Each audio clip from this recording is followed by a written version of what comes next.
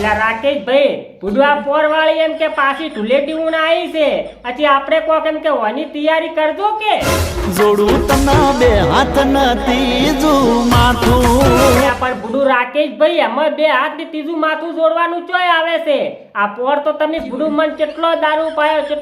પાયો તો પછી વાટમાં તમે જુઓ ને તો આ વાડ ને પેલી વાડ આ વાડ ને પેલી વાડ પછી હું તો રાકેશભાઈ ભય પડ્યો ને બુડું પછી બુડું તમે જુઓ તો વાડ મન પગ બારે વસ્તી ઉઠતી હતી મન પાળી પાળી બોલો એ વાતે વાતે પડે તાનો તો પણ રાકેશભાઈ બુડું હવે મારે એમ કે વધારે થઈ ગયું તું તમે મને વધારે પાયું કરું તું ધુલાટી દાડે એ પછી એમ કે ઓકું તો પડે જ કે હવે ચીમકા હેડવું તું જોઈ જવાનું તું મારું ઘર ચો હતું જ મને દાડે ખબર નથી બોલો બાપ ના બધું ખોટું કહેતો હોય તો પણ કેટલું રાકેશભાઈ તમે બુડું પેલા સેવ મમરા મગાયા ને સિંગ ભજીયા મગાયા ને તમે તો પાઈ એમ કે ઠો કાઢી નાખ્યો મારો એટલે કુ પોરવાળો આપણે ધુલેટી આવી જશે કોઈક તૈયારી કરો હવે કુએની તાર તને કગરી ન હું તો ઠાકુર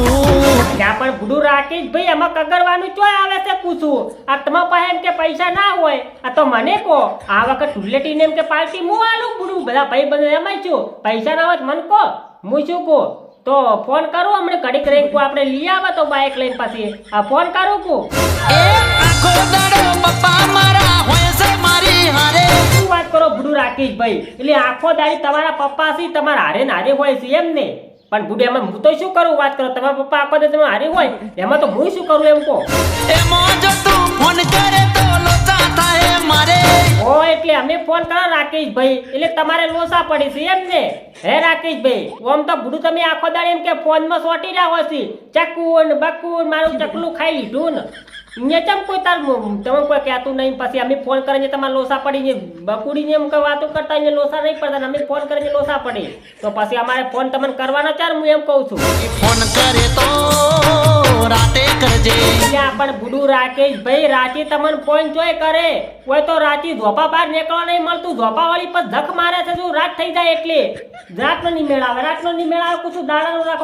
રાખો રાતે તો ગતું મેળ આવે એવો છે જ નહીં રાતનું તો મને એમ કે નીકળવા બહાર નહીં મળતું બાપ ના આમ બધું ખોટું કહેતો હોય તો થોડીક બીક લાગે છે પણ આપણું ના કહેતો ને રાતે કોઈ નીકળવા નહીં મળતું બુડું કશો દો નહીં હારું કશો દો નહીં હવે કશો વાંધો નહીં તો રાકેશભાઈ મને ખબર છે પણ હું શું કહું તમને મારે છે ને થોડું કલાર તો વધારે જોઈશે હો પાછું પહેલા તો બુડું એમ કે વાડે આ વાડ ને પેલી વાડ કરી તું બરોબર એટલે હલા મારે થોડુંક વધારે જોઈશે પાછું વધારે પીવું ને તો પછી હું આ વાડ ને પેલી વાડ ના કરું બાપ ને આમ બધું ખોટું કહેતો હોય તો જેમ હું વધારે પીવું ને એમ મને ઓછું સડે મારું ઓછું જેમ ઓછું પીવું એમ પાછું વધારે સડે છે મારે બધું અવળવણી થઈ ગઈ છે પૂછું નવડિયા પેર મારે હેડે છે હાલ બરોબર એટલે મારે થોડુંક વધારે જોઈશે અને શું કે મારે છે ને ખાલી 2 બિયર વધ લાવતું તમે ત્યાં ખાલી અને એ તમારે લાવવું પડશે આમ તો પણ આપણી બે હારે લેવા જશે કે એટલે તમે અમે વાત કરજો બરોબર કેમ કે મન મારા ઓળખા ઓળખતા નહીં એટલે વજ હાલતા જ નહીં પૂછું ને એમ ખબર છે પાછી કે આરે ને દાલ બગાડું માણસ છે તેમાં એટલે મન નહીં હાલતા એટલે તમારે છે ને વાત કરવાની અમે બરોબર 2 બિયર કો વધ ઠપકારવાના છે આપણે હાલાત ફેરે ખાલી તો પછી ચેડે ખબર પડશે કેમ કેમ થાય છે પણ 2 શું કીધું ઓ ગોમમાં કાઢી મારી આબરૂ આ તો અર્જુનભાઈ આયા બોલો અર્જુનભાઈ બોલો તમારે બુડકુ ઢુલાડી કરવી છે કે શું એ જમાનો જેવો બદલાઈ ગયો મારા ભાઈ ઓ જમાનો બદલાઈ ગયો એમ ઈ તો હવે અર્જુનભાઈ અમને ખબર છે કે જમાનો બદલાઈ ગયો મને લાગે અર્જુનભાઈ એમ કે જમાનો ભેગો થઈ ગયો ને એવું લાગે બાપ ને આમ બધું ખોટું કહેતો હોય તો પણ આ જમાનો બદલાઈ ગયો એમ બુડું તમને કેવી રીતના ખબર પડી અમને તો કદાચ અમે એમ કે લગાવે છે એટલે અમને તો ખબર પડી જાય પણ તમને તો એમ કે તમે ભગત મોં નહીં રહ્યા બુડું આ તમને કેવી રીતના ખબર પડી આ પ્રેમ 5 દિવસ નો થઈ જોલા ભાઈ ના અર્જુનભાઈ હાવ શું બુડું હાવ આવું ખોટું બોલો છો એમ કોઈ 5 દિવસ નો થઈ ગયો નહીં આ અમારે તો હરા રાશ 12 મહિના 2 વર્ષ હેડ્યો કુછું બધે અમારે તો કોઈ 5 દાડા પેમ હેડ્યો નથી તી વાત કરી જમાનો બદલાનો જમાનો નહીં બદલાનો બુડું જમાનો તો એમ કે બધે હેડેલો છે જમાને તો એમ કે ઊભી ઠરાઈ મારા બાપ ને આમ બધું ખોટું કહેતો હોય તો જમાનો નહીં બદલાનો હાલ તો બુડું આપણી બદલાઈ જશે આખે આખા કુછું એ જો કળજુગ આયો મારા ભાઈ હવે આ કળજુગ ની તો અર્જુનભાઈ તમને હું શું વાત કરું બુડું આ કાળજુગ કાપી મળે તો જીવડો કાઢે ને તો આ કળજુગ કેમ કે જાય એમ નહીં સતયુગ આવે એમ નથી સતયુગ તો જતો રહ્યો હવે કળજુગ આવ્યો છે બરોબર કેવો પણ આવ્યો છે. પણ તમે પ્રેમની વાત કરો છો કે 5 દિવસનો પ્રેમ થઈ ગયો છે. હવે કેવી રીતના 5 દિવસનો પ્રેમ થઈ ગયો છે હું એમ કહું તમને. પેલા દાડે પ્લાન બનાવ્યો, બીજા દાડે ભાગી ગયા, ત્રીજા દાડે પકડાઈ ગયા, ચોથા દાડે કોર્ટમાં શું વાત કરો અર્જુનભાઈ? એટલે પહેલા દાડે પ્લાન બનાવ્યો અને બીજા દાડે ભાગી જાય, ત્રીજા દાડે પકડાઈ ગયો અને આ ચોથા દાડે કોર્ટમાં જાય એમ ને? તો પણ ભૂડું આ આવું બધું નાટક કર્યા ના કરતા તું સીધા મારી પાસે આવ્યો જ ને સીધા તો બધું પટાઈ નાખો હતો. આખો કેસ કુસુમ સોલ્વ કરી નાખો હતો. જેમ કે માર પાસે કેસ સોલ્વ કરવાનું મશીન છે બાપ ને આમ બધું ખોટું કહેતો હોય તો. અને પોસમાં દાડે પછી શું પાંચમા દાડે છોકરી ફરી થઈ. અલ્યા તારી આ છોકરીને તરત અર્જુનભાઈ રખાતી પૂડું એમ કે પેલા લઈને ભાગી, પ્લાન બનાવી, પૈસા ખર્ચાવી અને પછી છોકરી ફરી જાય. આ શું છે કોઈ ખબર નહીં પડતી બોલો. આ પ્રેમ 5 દિવસનો થયો ના ભાઈ. એ વાત અર્જુનભાઈ તમારે કઈ 100% હાચી છે. મારા બાપ ને આમ બધું ખોટું કહેતો હોય તો આ તમે કીધું ને કે જમાનો બદલાઈ ગયો છે, કળજુગ આવ્યો છે ને આ પ્રેમ છે 5 દિવસનો થઈ ગયો છે.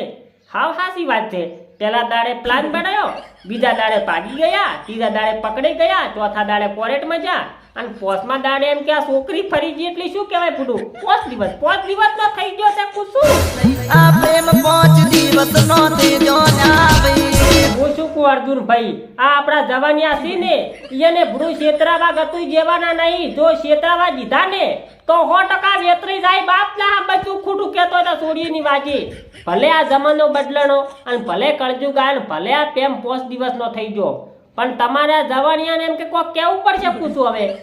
કોણ કે હરા એમ કે ખોટા કોમના ક્ષેત્રમ વેતરી જાય પછી ખબર નહીં રહે પાછી તમને કહી દીધું. એટલે કોક જવાનિયાને તમે કીધો